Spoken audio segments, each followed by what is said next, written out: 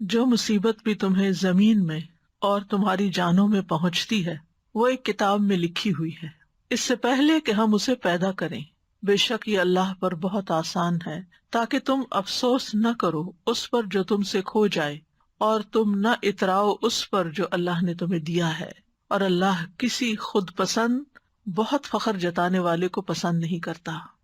اس آیت میں اللہ سبحانہ وتعالیٰ اپنی قدرت کی خبر دے رہا ہے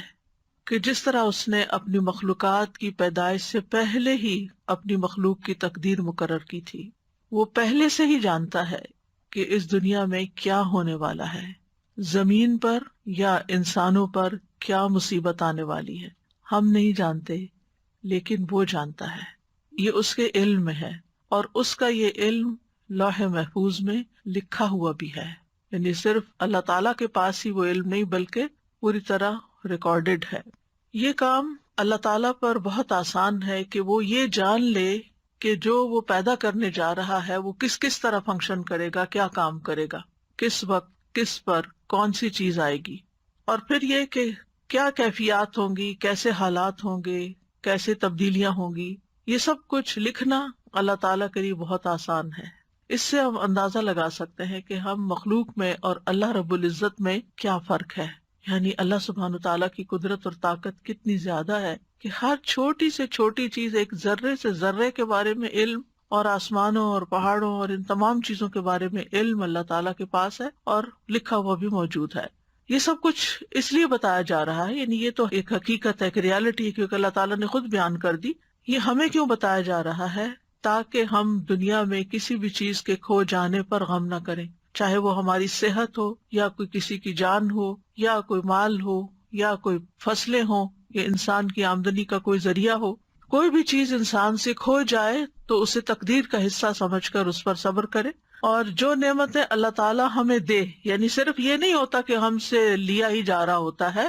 بلکہ ساتھ ہی ہمیں بہت کچھ دیا بھی جا رہا ہوتا ہے۔ تو جو نعمتیں اس نے تمہیں عطا کی ہیں ان پر غرور اور تکبر نہ کرو، بلکہ شکر ادا کرو، کیونکہ اللہ تعالیٰ کسی تکبر کرنے والے، غرور کرنے والے، فخر کرنے والے کو پسند نہیں کرتا۔ انسان کے یہی دو رویے ہوتے ہیں کہ جب اسے تکلیف آتی ہے تو جزا فضا کرتا ہے، اور جب کچھ مل جاتا ہے تو آپے سے باہر ہو جاتا ہے۔ اور یہ دونوں رویے اللہ تعالیٰ کو پسند نہیں، بلکہ انسان کو ان دونوں اوقات میں وہ کرنا چاہیے جو اللہ تعالیٰ کو پسند ہے، اور اسے یہ یاد رکھنا چاہیے کہ یہ تقدیر کا ایک حصہ ہے۔ اللہ تعالیٰ نے یہ میرے بارے میں فیصلہ کیا ہے کہ اس وقت زندگی کے اس موڑ پر مجھے اس طرح کی بیماری آئے، یا تکلیف آئے، یا کوئی چیز جائے یا پھر آئے۔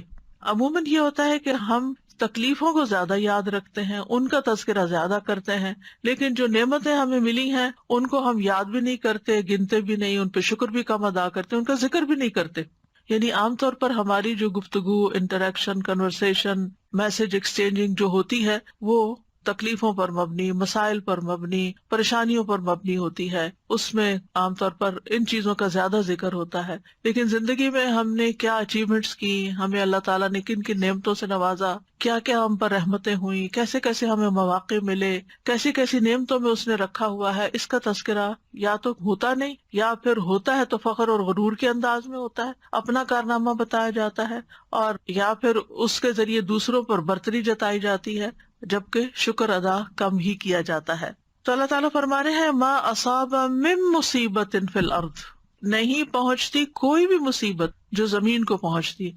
زمین پر کون کون سی مصیبتیں آتی ہیں؟ جیسے بارشوں کا نہ ہونا اور اس کی وجہ سے قحط سالی، زمین کا بالکل سوکھ جانا، یا پھر زلزلوں کا آنا، یا پھر خسف ہو جانا، یا پانی کا زمین میں اتر جانا، یا پھر سیلاب اور طوفانوں کا آنا، وباؤں کا آنا جیسے کووڈ وغیرہ جس سے انسان متاثر ہوتا ہے، یا زمین پر لڑائیاں اور جھگڑے اور فساد اور جنگیں جیسے یوکرین میں آج کل ہو رہی ہے، یا اور جگہوں پر فتنے فساد پھیلے ہوئے ہیں۔ تو یہ سب کچھ اللہ تعالیٰ کے علم ازلی میں تھا، یعنی شروع سے ہی اللہ تعالیٰ کو پتا تھا کہ میں اس زمین پر انسان کو پیدا کروں گا اور ان کی مختلف چیزوں سے آزمائش کروں گا، اور یہ چیزیں زمین پر ہوں گی۔ یہ اللہ تعالیٰ کا علم سابق ہے، یعنی الا فی کتاب من قبل ان نبرأها ولا فی انفسکم، اور نہ تمہارے نفسوں میں کوئی تکلیف آتی ہے، یعنی انسان کی جان پر،